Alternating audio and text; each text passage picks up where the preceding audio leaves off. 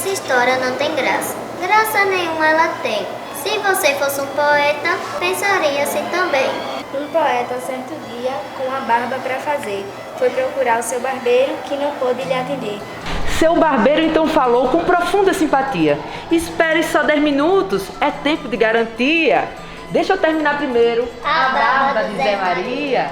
E é com essas estrofes do poeta Bento Júnior que trouxe para essa escola em que estamos a ideia de trabalhar o cordel em sala de aula, e com o apoio, claro, de Gabi e de Maísa, que a gente começa o programa Ser Mais Eduque de hoje. Roda a vinheta!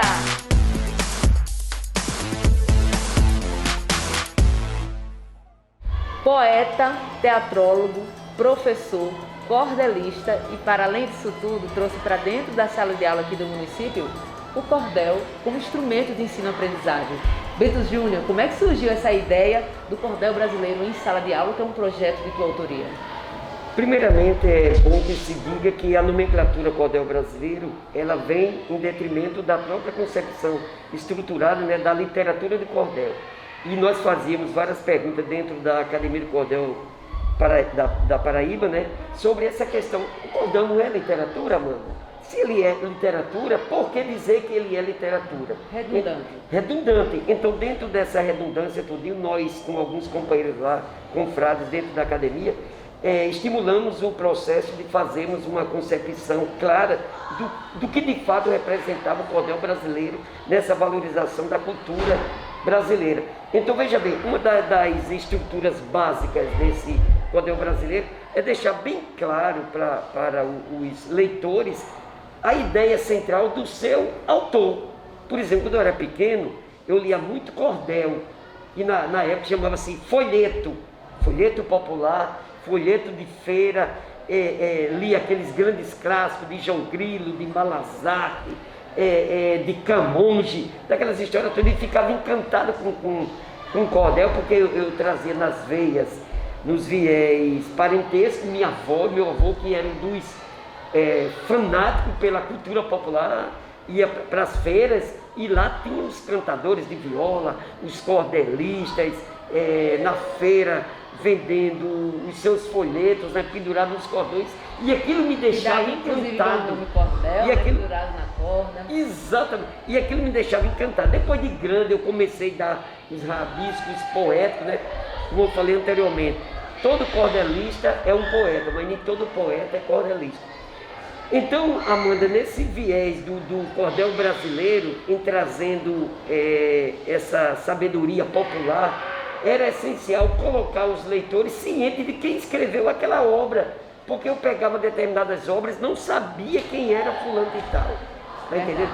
Então, nós da academia temos uma obrigação moral ao lançar os nossos cordéis, os nossos folhetos. Colocamos atrás do cordel quem é o autor, onde ele nasceu, o que é que ele faz, dá uma mini biografia desse autor para que os estudantes, os estudiosos no cordel saibam posteriormente quem foi que escreveu aquela determinada obra. E vem o trabalho de sala de aula, né? Porque eu sou professor também, tanto da rede pública de ensino, duas escolas, no CEART e aqui, eu com mais eficácia no Almirante Barroso, que eu tenho esse trabalho de sala de aula desde 2015, que eu venho mantendo esse processo do trabalho com cordel em sala de aula, e com um adendo muito importante, porque esse cordel serve enquanto exercício dramatúrgico, tá entendendo?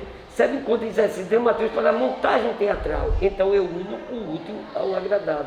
Isso me deixa muito feliz, Amanda, quando eu vejo determinados discentes tendo a possibilidade de recitar o cordel do ponto de vista da teatralização. Então, professora Fernanda, como é que foi? Professora de português, e aí vem um professor com um longo caminhar aí de aprendizado pedagógico que traz essa proposta do cordel para a sala de aula. Como é que vocês juntaram aí essas ideias e aglomeraram essa função de aprendizado para esses alunos? Isso. Quando Fernanda chegou na escola como professora de língua portuguesa, eu já estava enveredando pelo mundo desse trabalho com cordel, né? Fernanda gostou da ideia e deu até sugestões benéficas dentro do projeto, né? para trabalharmos de forma que abrangêssemos toda a escola do ponto de vista interdisciplinar. E nós conseguimos. Se eu não me engano, no período de 2019, nós agregamos língua portuguesa, história, ciência, geografia, tudo dentro do contexto do projeto. E Fernanda foi e é e será essencial em todo o processo, porque ela tem uma sensibilidade muito aguçada do ponto de vista, digamos assim, né, pedagógico mesmo do processo, e ela faz com que o projeto aconteça diante da efervescência pelo trabalho dela em sala de aula, e ela se torna, digamos assim, uma das parceiras mais eficazes nossas aqui na escola, por esse trabalho. E parabéns à professora Fernanda pelo seu apoio. Maravilha. Infelizmente a professora Fernanda não pôde estar aqui conosco por questão de saúde, mas aí, é claro, ela gravou um videozinho pra gente apresentar aqui no Ser Mais Educa. Vamos ver. Oi Amanda, oi Bento, boa tarde. Para mim é uma satisfação estar aqui com vocês e falar um pouquinho do projeto Cordel Brasileiro em Sala de Aula. Então, o primeiro tópico é falar a respeito da literatura de cordel enquanto gênero em sala de aula. A importância de trabalhar esse gênero em sala de aula e o leque de conhecimentos que esse gênero proporciona. Dentre eles, o estudo da variação linguística, a literatura de cordel mesmo, a questão da rima, da métrica, da leitura e da compreensão, de trabalhar vários temas, o carinho, o empenho, a dedicação, a parceria. É o conjunto que faz que o nosso projeto tenha sucesso. E também trabalhar essa questão do resgate e da valorização da nossa cultura, né? Além de outros aspectos, é claro.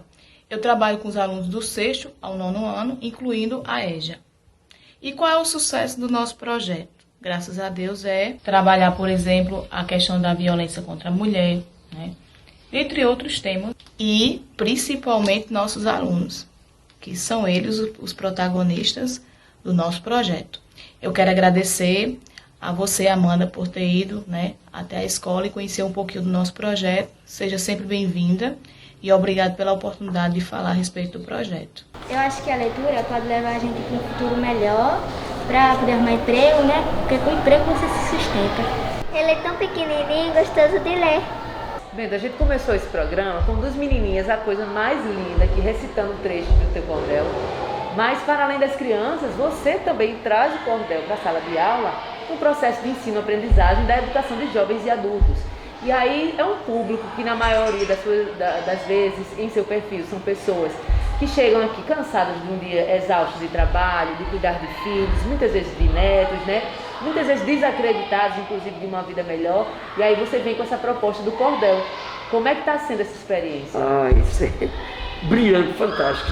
Meus olhos brilham em falar sobre isso, porque eu vejo aquelas senhoras e aqueles senhores que fazem parte daquele processo de aulas noturnas, né? Um pouco, Amanda, que cansados do cotidiano, né? Então, quando entra o cordel no contexto da sua vida cotidiana, da sua vida escolar, da própria concepção metodológica de sala de aula, eu noto o quanto é prazeroso trabalhar isso, porque vem de uma energia muito boa dessa troca de experiência, né? Eles procuram e dizem ainda com muita alegria, e dizem assim: Bento Júnior, quando é que a gente vai trabalhar de novo o cordel, que eu estou doido, tudo, já peguei, já decorei, já vi. Quer dizer, isso daí por si só já é benéfico demais para o trabalho do docente, porque não é que ele, Amanda, vê o resultado, eu acho que o resultado é o pouco que importa. Ele vê a clareza e a simplicidade de determinados argumentos do corpo discente da escola, principalmente os que fazem parte da EJA, né? Que são alunos que, como você abordou anteriormente, chegam cansados, que chegam assim, quer dizer, quando você parte para a leitura do cordel, aí eles dizem: eu estou em casa, eu estou tranquilo, eu quero fazer isso. Inclusive porque a própria linguagem da literatura do cordel é uma linguagem mais leve, muitas vezes ela traz humor dentro.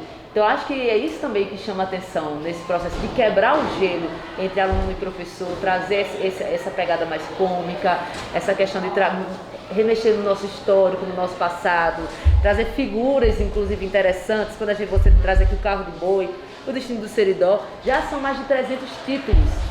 E para além disso, além de compartilhar o teu aprendizado, você ainda traz como essa proposta doar esses folhetos para esses alunos.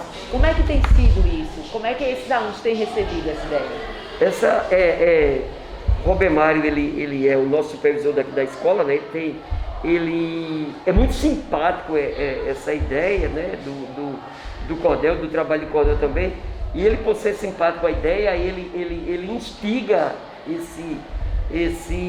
e é parceiro também, além da professora Fernanda, da direção da escola.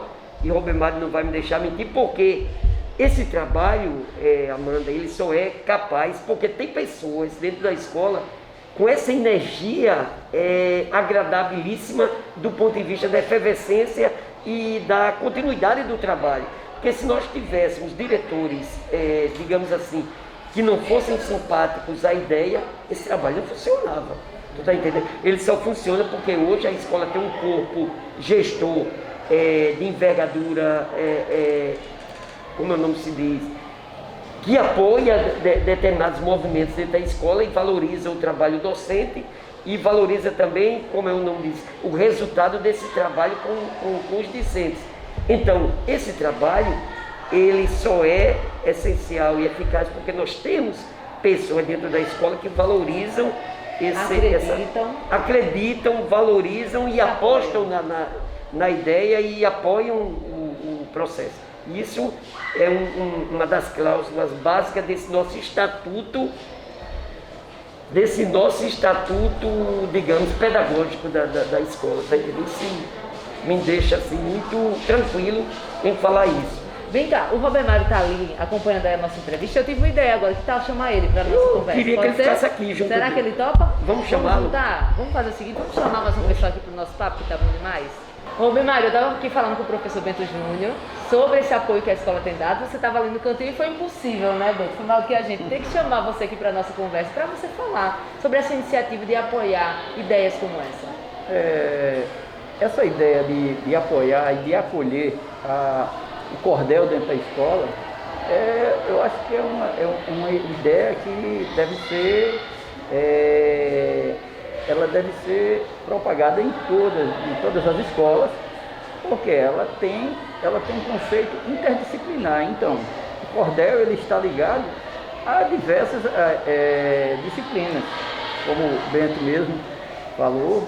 Ele pode ser inserido, ele está inserido dentro da língua portuguesa, pode estar dentro da ciência e passa pela história e geografia e faz com que o aluno desenvolva essa leitura. Essa leitura, ele se divertindo dentro da leitura, criando versos, criando histórias, até as próprias histórias dele mesmo, de repente eles podem anotar e criar esse próprio cordel, né? Então, como eu tinha falado antes, é uma miscigenação cultural, porque a gente sai envolvendo história, causos, né, como se dizia antes, e contos. Então, dentro do cordel, você consegue viajar e consegue esse aprendizado necessário para o desenvolvimento de toda criança. Hoje nós temos uma escola aqui que nós prezamos muito pela questão da alfabetização, e aí esse cordel ele chega para a gente também como uma válvula para que a gente consiga disseminar aqui dentro da escola essa questão da leitura. A gente tem um professor excelente, Bento, é uma figura maravilhosa, participativa. Então a gestão da escola, Penha, Naí, Emília, todos nós aqui apoiamos essa coisa cultural aqui. Então Bento está sempre aqui presente e ele sempre conta conosco, e a gente sempre está contando com o Bento nessa ideia do cordel dentro da escola. Nós somos privilegiados de ter um professor, de um quilate desse aqui dentro da escola. Já deu para perceber que além de supervisor, você é o fã número 1. Eu sou o fã do número Bento 1. Batista, Bento professor. Meu amigo e também fã número 1. Maravilha. Vamos fazer o seguinte, Bento, já que a gente está aqui, vamos finalizar então o nosso programa. O que é que você acha, Roberto? Da gente finalizar o programa com o Bento aqui declamando um trechinho de algum cordel, alguma poesia que ele já fez. Tirar da cachola, assim. Do improviso de artista. Muito isso. Tirando da cachola. Se um dia... É daqui, desse improviso, com o Bento Júnior, que a gente falou, que tem implantado nas salas de aula e mudado a vida de tantos alunos, que a gente encerra o Ser Mais Educa de hoje. Preste atenção. É tão bom estudar. Preste bem atenção, Robemário. Quando você estuda, você deixa de ser otário. Você estuda, fica feliz, mesmo sendo sexagenário. A vida é um eterno aprendizado, onde você estuda, onde você vive e por si é amado. É a vida numa correnteza, te levando numa grandeza e tu cada vez mais no processo de ser navegado. É a vida de pleno coração. Nada melhor do que fazer cordel dentro da educação. Maravilha! E é com esses versos maravilhosos do professor e poeta Bento Júnior que a gente encerra o Ser Mais Educa de hoje. Até a próxima!